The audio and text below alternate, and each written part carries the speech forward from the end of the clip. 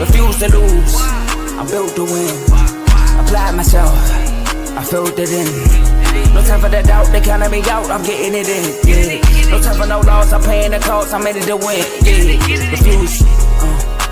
Mine, it can't be diffused. If you ain't thinking the same, then we playing by different rules.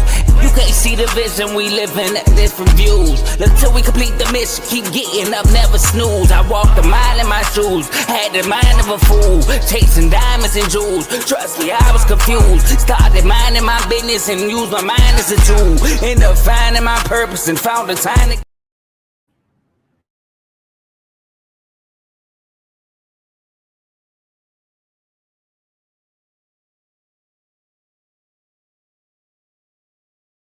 refuse to lose. I'm built to win. Applied myself, I filled it in. No time for the doubt, they counting me out, I'm getting it in. Yeah. No time for no loss, I'm paying the cost, I'm in it to win. Yeah. Refuse. Mine, it can't be diffused. If you ain't thinking the same, then we playing by different rules.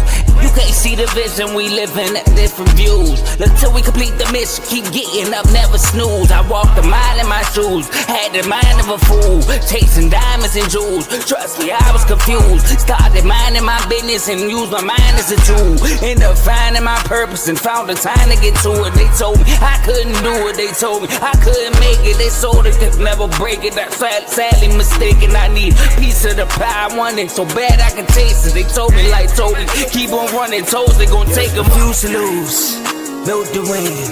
Applied myself, I filled it in. No time for the doubt, they counting me out, I'm getting it in. Yeah. No time for no loss, I pay for the cost, I'm winning to win. Yeah. Refuse to lose, I'm built to win. Applied myself, I filled it in. No time for the doubt, they counting me out, I'm getting it in. Yeah. No time for no loss, I'm paying the cost, I'm in it to win. Yeah. Refuse. Welcome back to CTC. We had some technical difficulties with my laptop, but we are back, and they're still going on. Jesus Christ. Basically, I gotta hit like sound effects and videos twice for them to play. But anyway, we're back, and we're going over the games for today. Like I said, we would. We got 3 games now because of where USC is in the standings and the Big Ten standings. I didn't really want to talk about it. Also, I was going to talk about Boise State, Utah State. Boise State was still on the streak, but they lost. So we're not going to talk about that one. We also, at the end of this preview, we're going to talk about some upsets because I got now numerical upsets, college basketball ranking upsets. I don't want to hear, they were favorites again. College basketball traditional upsets. We have 1, 2, 3, 4, 5, 6, 7 upsets already this week. So we'll talk about those at the end of the show. But we're going to start with the 3 games that I got for y'all today. The first one being the Battle of Arkansas at Alabama. 20th ranked Arkansas takes on 25th ranked Alabama. Y'all know I love me some Alabama, but y'all also know I do not think Bama should be ranked at this current moment. But this win, if they win, could prove why A, they should be ranked, and B, why Carl should shut up. But anyway, this game is 7 o'clock on ESPN. Alabama's 3.5-point home favorites in this matchup against Arkansas. Now, Taylor Bowen is, I believe, questionable with an undisclosed injury in this matchup. So that's something to look out for. But Arkansas is led by, obviously, a lot of people say one of the most slept-on freshmen in the country, and Darius Acuff, averaging 21.2 points per game, 6.3 assists per game. Malik Thomas, averaging 15 points per game, 3.7 rebounds, and 1.5 steals. And Trevon Brazile, averaging 12.8 points per game, 7.2 rebounds, and 1.6 steals and 1.7 blocks. Now, Arkansas is a team that really gets most of their production from their starting 5. So, and they really don't shoot the 3 ball as much as other teams. I mean, really beyond the first 3 guys I named, they don't really shoot a 3 ball at all. But their X factor is going to be Billy Richmond. Billy Richmond III with his scoring, averaging 9.6 points per game. They're going to have to put the ball in the basket a ton because that's what Alabama does. They don't really do defense as much at Bama, but they run a gun and get up 3. So Arkansas is going to have to put up a ton of points. Now, Alabama, they're led by LeBaron Fallon, averaging 21.3 points per game, 3.5 rebounds, and 4.9 assists per game, 1.3 steals per game. Aiden Holloway, 17 points per game and 3.9 assists. And Amari Allen averaging 11.5 points per game 7.5 rebounds, 3.6 assists, and 1.2 steals per game. Now, that X factor to me is going to be Latrell Wrightsell. Why? Because of his shooting ability from beyond the arc, averaging 36.1% from the three-point line. If Bama can get a bunch of threes to go up and in, it could cause Arkansas to play some catch-up. Well, like I said, the ability with them not really being a three-point shooting team and not really getting much bench production. But I'm still going with Arkansas here. Why? Because Bama's defense, man, Bama's defense is not the greatest, and they give up a ton of points. They put up a ton of points, but they give up a ton of points. And I think Arkansas is just a better team defensively. I think Arkansas would do a good job defending the three-point line against Alabama. Now, down low, I think they'll be fine, but it could cause some troubles. But overall, Bama just wants to chuck up a ton of threes, and I don't think that this Bama team, with the lack of defense, is going to be able to, one, maintain a lead if they get a lead, but two, withstand a big lead. So give me Arkansas as road dogs to win this game.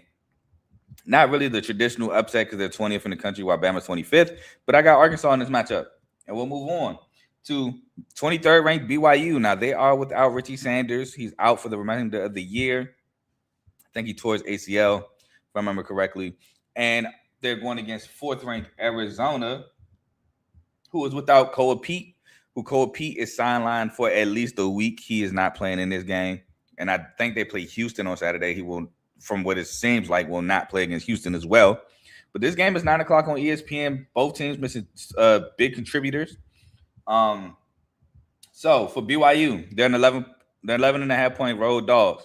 Now, they were down as much as 16 in the game at Provo, cut it all the way down to 1 point, but it took a Braden Berry's block and free throws to escape in Provo. Now Arizona's back in Tucson where they lost last game to Texas Tech, which, side note, man, disgusting news. JT Toppin is out for the remainder of the year for Texas Tech towards ACL in the game against Arizona State last night. So prayers to him. Unfortunate news for the sport, and I hope he gets well soon. But that's just terrible news. But we got to keep it moving. BYU, they're obviously led by the phenomenal freshman, AJ DeBanster, who's averaging 24.4 points per game, 6.6 rebounds, 3.8 assists, and 1.2 steals.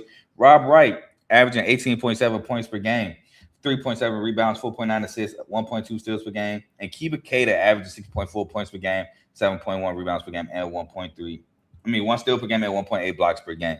Now, the X factor to me is going to have to be Kennard Davis. He's going to have to step up. Now, listen to me when I say this, because I'm not about to say what you think you're about to hear. Kennard Davis is going to have to step up scoring and three-point shooting because of the absence of Richie Saunders. Now, what does that mean? I'm not saying he is the three-point shooter that Richie Saunders is. I'm not even saying he's the scorer that Richie Saunders is. What I am saying, with Richie Saunders being gone, he's going to have to step his play up to help the Cougars of BYU. Yes, I think he shoots better than what the number says. He shoots like 28, 29% from three. I think he's a better three-point shooter than that. He's going to have to step it up, however, in the absence of Richie Saunders. So Kennard Davis is going to have to be my X factor here. Next, Arizona. They are led by now Braden Berries. Braden Berries, the freshman, who's actually having a great year, averaging 15.7 points per game, 4.7 rebounds, and 1.6 steals. Jaden Bradley, 13.4 points per game, 3.4 rebounds, 4.4 assists, and 1.8 steals per game. And Montionis Krevas, who's averaging 11.1 points per game, 8.7 rebounds, and 1.9 blocks per game. Now, I have a similar X factor for Zona, like I did BYU. Is going to be another guy who has to step up, and I think he will be inserted into the starting lineup now that Cole Pete is out for at least a week. And that's Toby Awaka. Toby Awaka is going to have to step up. Now, he's not the scorer that Cole Pete is. He's not. He's improved as a scorer. Do not get me wrong, because he's doing things I never saw him do at Tennessee. So he's an improved scorer, but he's going to have to step up just a little bit with the absence of Cole Pete. Like I said, being inserted in the lineup. We already know he's really good defensively. Him and Krivas should be a really good defensive duo. But I think he may have to step up some offensive production. Now, you do have DeOrso. You do have, like I said, Braden Berries and Jaden Bradley. So you do have a lot of offense within Arizona. But Cole Pete offense, I think, might be missed. So he may have to step up a ton. But I'm ultimately going with Zona. I'm going with Zona, man. Zona, I just think, is the more dominant team. BYU's kind of been on a slum. Yes, that they broke the losing streak last week with 2 wins. Do not get me wrong. But I just don't think this BYU team is good enough, especially losing Richie Saunders, to beat this Arizona team. Arizona's 2 losses last week came to Kansas, which is a really good team. They're used to playing without Darren Peterson. And they came to Texas Tech, who prior to the bad news of JT Toppin, they were a team that some could see, depending on how the bracket shake out, make an Elite 8 Final Four run. That's kind of over now with JT Toppin being out for the year. But they didn't lose to no scrubs. BYU, on the other hand, I'm not saying Oklahoma State scrubs, but compared to Texas Tech and Kansas, they're not really the greatest competition. Speaking of, Kansas plays Oklahoma State later tonight. I'm not talking about that game because Oklahoma State is like at the bottom of the Big 12. But yeah, I'm going with Arizona, man. I just think Arizona's the superior team in this matchup. And the last game I have for y'all is a battle to keep pace in the SEC. Ultimately, I think the SEC is Florida's to lose. But we have 19th ranked Vandy at Mizzou, which this is a good game because Mizzou has beaten some teams at home. Mizzou has beaten some teams, period. But this game is 9 o'clock on the SEC Network, and Mizzou is 3.5-point home dogs in this matchup. So if Mizzou wins, it's the traditional upset and the gambling matchup upset. But Vandy is led by Tyler Tanner, averaging 18.3 points per game, 3.5 rebounds, and 5.4 assists, 2.5 steals. Duke Miles, I think, is still out for this game. I haven't seen anything different. Tyler Nickel averaging 14.8 points per game. Dwight McLaughlin averaging 10.2 points per game and 6.9 rebounds. And 8K Okirike is my X factor with his activity yet again. And I think he'll be guarding Mark Mitchell, who was the leader of the Mizzou Tigers. And I think his defensive ability and his activity will be huge for Vanderbilt. Speaking of Mizzou, again, led by Mark Mitchell, who's averaging 7.2 points per game, 5.6 rebounds, and 3.4 assists. Jaden Stone averaging 14.9 points per game, 5 rebounds, and 1 steal. And Jacob Cruz averaging 10.2 points per game and 4.4 points per game, rebounds per game. Now, the X factor to me is going to be Sean Phillips with his length and his shot blocking activity and his rebounding. He's averaging 5.2 rebounds per game and 1.5 blocks per game. And I think they're going to need a shot blocking with guys like Tyler Tanner trying to get to that rim and finish in the paint. So I think Sean Phillips will be the X factor for the Missouri Tigers. But ultimately, I have Vanderbilt, man. Mizzou, I know they're coming off a tough loss to Texas. They absolutely got destroyed by Texas. But Vandy, I feel like it's kind of turning the corner without Duke Miles back to the old Vandy team that was undefeated at a point in time. Now, again, losing Duke Miles, big hit for Vandy. But I think they're learning to play without him because they've been missing him. So I think Vandy wins this game on the road, man, and keeps pace with Kentucky, who just got up. Well, we'll say that for like another 5 seconds. With Kentucky, with Florida, Arkansas, teams in the SEC. So give me Vandy to win this one. And that's all the games I have for y'all. So we're going to move on to just a segment because, again, 7 upsets in 2 days is insane. We got upsets this week, man. Upsets this week. And just thank God my team was not a part of that this week. Because last week we were. Speaking of my team and upsets, we got a team that was a part of it last week doing it to my team. A part of it this week. And a part of me felt like it was going to happen. Part of me felt happy it happened. But then who they did it to was like, ugh. But anyway, we got Houston, who I did pick to win Monday night. Up 10. And Hilton Magic happens again. They lose to Iowa State 70-67 on the road. Again, Houston was the gambling dog, but in the traditional sense, Houston was obviously upset 6-2. North Carolina, again, gambling-wise, UNC was 7.5-point dogs, but in the traditional set, UNC is 16. NC State is unranked. Gets blown out by NC State, but UNC did not have Henry Vezar or Caleb Williams. So technically an upset in the traditional terms, but were we like surprised to happen? No. But they lose 82-58. St. Louis, now this one was surprising. 18th ranked St. Louis loses to Rhode Island. I don't think they ever took a lead in the second half. 81-76 on the road. So, top team in the A10 goes down to Rhode Island. Louisville loses 95-85, 21st ranked Louisville to SMU. They split the home and home in the conference. SMU pulls away late in that ball game. That was a nice little back and forth. But shout out SMU for a ranked win.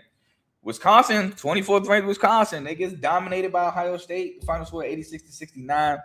Ohio State pulled away early. Wisconsin kind of made it a little close, and then Ohio State pulled away again. So shout out to Ohio State for that. Nebraska at Hawkeye Arena. 9th ranked Nebraska goes down 57-52. Now, Nebraska was dogs, then they became favorites, and then they became dogs again. So that one kind of flip-flop, but that was a good game. That was a nice little back and forth. Iowa was up as much as like 10 in the first half. Nebraska hit a 3 at the end of the halftime to cut it to 5, and then went back and forth from there. That was a really good game. And then lastly, Texas Tech gets upset by Arizona State, 67-72, 13th ranked Texas Tech. And what looked like to be a game of like a choke-off. Like, all right, I got this game. Now I want to choke it.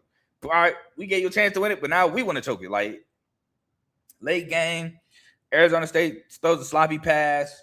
I believe that could have tied it, and I think he missed 2 free throws to tie the game. Then Pete Johnson, for whatever reason, tries to lay the ball up with like 9 or 10 seconds left, and he misses, giving Texas Tech an opportunity for a rebound. Now the ball goes out on Texas Tech. Didn't have a challenge because they lost one previous. Then they split a pair of free throws. Christian Anderson gets the ball. They don't foul, but he loses the ball, turns it over, and Mo Odom sinks 2 free throws to ice the game. But the end of that game was like, who wants to lose this game more? But nonetheless, Arizona State upsets Texas Tech by 5 at home, 72-67. And those are all the traditional upsets. Now, we do have another technical upset, and Grand Canyon absolutely beating San Diego State last night on the road. That was very surprising in my opinion. I watched that game. Grand Canyon second half just was getting offensive boards, making big plays, getting stops, forcing turnovers. That was a good game as well. But those are the upsets for this week. And like I said, it's only Wednesday, so we still got today. We could possibly get an upset with Bama over Arkansas, Mizzou over Vandy. We still got tomorrow, Friday, big slate Saturday, some on Sunday, Michigan State, Ohio State Sunday. So that's all we got for y'all today. Now to do some house. Well, first of all, like, comment, share, subscribe to the video, please. If you like what you're listening to, appreciate it. Normally don't go live on Wednesdays. Normally not enough games, but we got some upsets, some games. So I figured I'd do a show for y'all. But please like, comment, share, subscribe. It helps the channel, helps the network. Speaking of the network, we have multiple shows. We have the main show featuring Joe Tomo and Dave, which they go live Mondays and Thursdays between 7 to 8:30ish. So make sure you check them out. We have Unfazed, who I'm not sure if they're going live tonight or not, but catch them when they can. They're probably switching over to NBA now since, football season's over. We got BWT, Baseball with Teddy. Make sure y'all check him out. World Baseball Classic coming up. Regular season, MLB opening day is like probably, a month and a week, maybe 4 or 5 weeks away from now. So make sure y'all check him out. FFC, Fantasy Football with Coach Coombs. Obviously, fantasy football is now over. The NFL season's over. But be on the lookout for content from him. RBO, Real Ballers Only, featuring Vaughn, NBA show. NBA returns tomorrow. My Pistons play the Knicks. So he had an episode actually last night. So make sure y'all check that out. We got Dave's Doghouse highlights and lowlights of sports. And we have In the Red Corner featuring Ty, Ricky, and Tomo. Boxing episodes. They go live on Sundays. Not every Sunday, but when they do go live, it is on Sundays. So make sure you check them out. It's around 6:30, 7 o'clock for all your boxing needs. And last but not least, we have Zero Sports Talk with Griffey, which, again, new sports show. Don't really know timing and stuff like that. Just catch it whenever you can. But that's all I got for y'all today. I don't know if I will see y'all Friday. I know I'll see y'all Saturday for sure. So just be on the lookout. But until then, I'm gone. Peace.